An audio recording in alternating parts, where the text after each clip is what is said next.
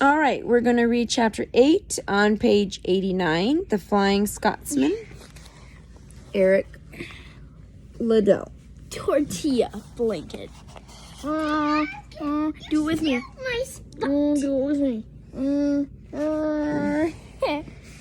The remainder of the summer vacation sped by, and soon the school year was about to begin. As starting day approached, the reality of his new responsibilities struck Eric. He had always enjoyed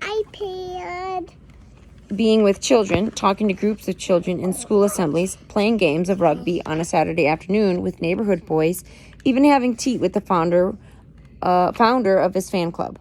But being a teacher was quite another matter. Eric began to wonder whether he would be able to control a classroom full of boys. He knew the boys' parents were sending their sons to the Anglo-Chinese college to get the best education available in China. Could he give it to them? He hoped so. On the first morning of school, Eric arrived before the other teachers and had to wait outside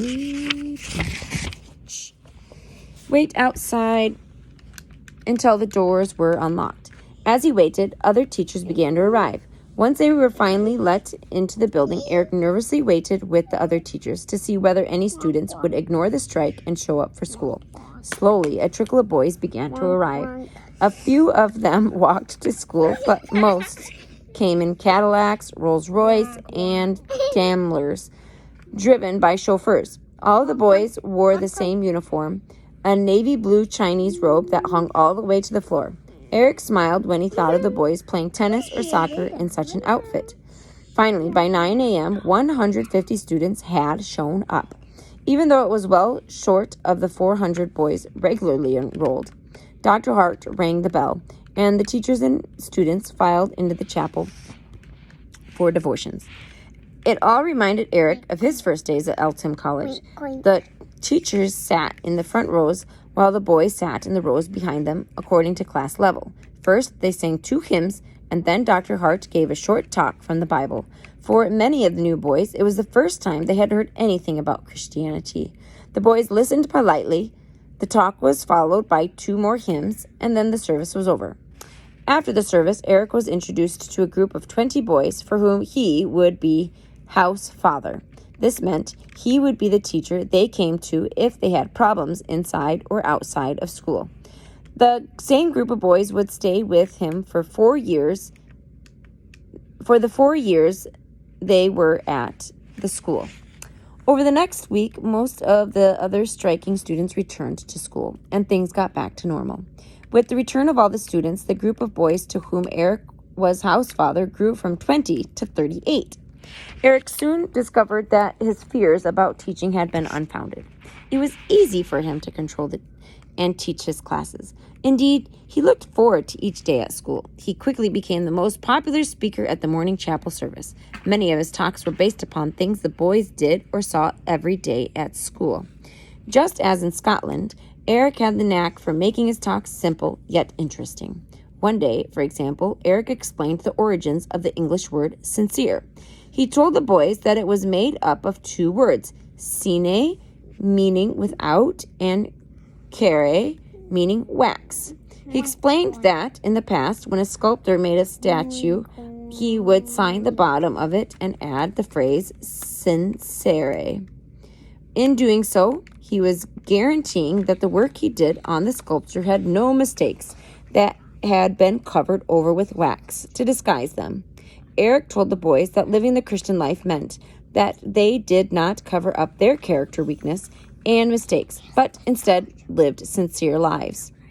This message must have impressed at least one of the students, because years later, when Eric was in Scotland on furlough, one of his former students wrote him a letter that ended with the words, "Yours without wax."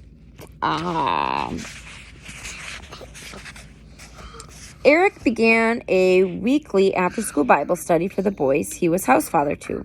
Instead of having them meet at school, he invited all the boys back to the Liddell house so they could get to know his family and enjoy the special snacks his mother made for them. While only 3 of the boys in his group came from Christian homes, 17 signed up to attend the Bible study group. Some boys lived too far away to attend the group after school. In the privacy of Eric's study, which was in the attic room next to his bedroom, many of the boys began to ask serious questions about Christianity. When word finally got around the school that Eric was an Olympic gold medalist, the boys began asking even more questions. Why would a person who had so much honor at home come to a foreign country to teach chemistry? After several months of Bible study, some of the boys came to Eric and asked if they could be baptized. When Eric had satisfied himself that they knew what they were doing, he visited each of their parents to explain the situation. Eric had expected them to be angry that their sons would want to join a Christian religion. Instead, their responses surprised him. At each home, Eric heard the same answer. The parents told Eric that their sons were so much happier and better behaved since they had been going to the Bible study that they wanted them to become Christians. Eric arranged with a local church to hold a baptismal service. Praise the Lord. If Eric's Bible study group was going very well, his athletic training at school was not. In fact, he was very frustrated with the boys when it came to sports. He announced one day that he would start teaching them how to play rugby during PE, but it turned out to be a disaster. Eric dressed in his normal sports gear, white shorts, and t-shirt.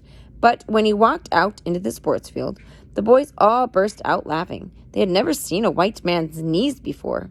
Eric groaned. He seemed ridiculous to even attempt teaching rugby to a group of boys all dressed in robes, but he had little choice. Things didn't go well for them from the start. The boys complained bitterly, and privately, Eric had to agree with them. The ground they played on was open, and the wind seemed to howl across it, whipping the fine, sandy topsoil into their eyes and mouths of the boys. When the wind was blowing, everyone was soon covered from head to toe with gray dirt. And not only was it windy on the field, but it was also usually either too hot or too cold to play. Tietzin had a difference of more than 100 degrees Fahrenheit between summer and winter temperatures. Even Eric found it too cold to enjoy being outside sometimes. As for the techniques of rugby, the tackling and scrum, the rucking the ball, they were nearly impossible to perform in a robe. The boys were constantly tripping over their own or each other's robes. In the scrums and rucks, they would grab the robe of the player next to them and would not let go. The rope would rip, and an embarrassed boy would scurry off the field, vowing never to play rugby again. Well, I played soccer with some Buddhist monks from Thailand, and they wore their robes too. They must have been pretty talented to be able to do that. Yeah.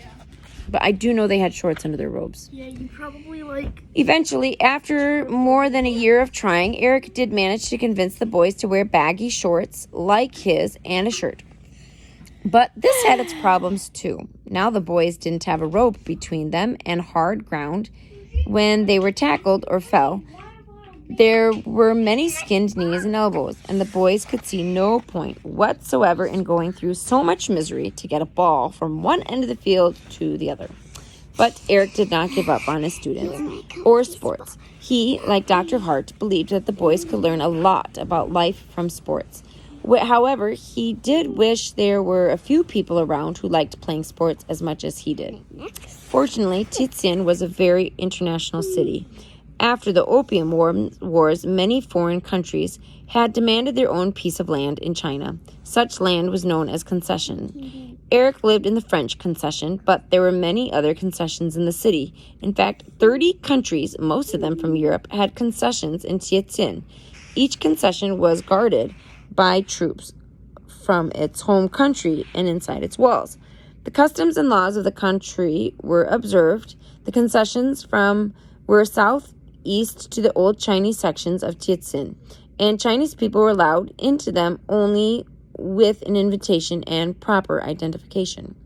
Because of the concessions, Tietzin was a fascinating place to explore. The British, French, and Japanese concessions were located on the right bank of the Haiho River, and across the river from them were the Russian, Belgian, and Italian concessions.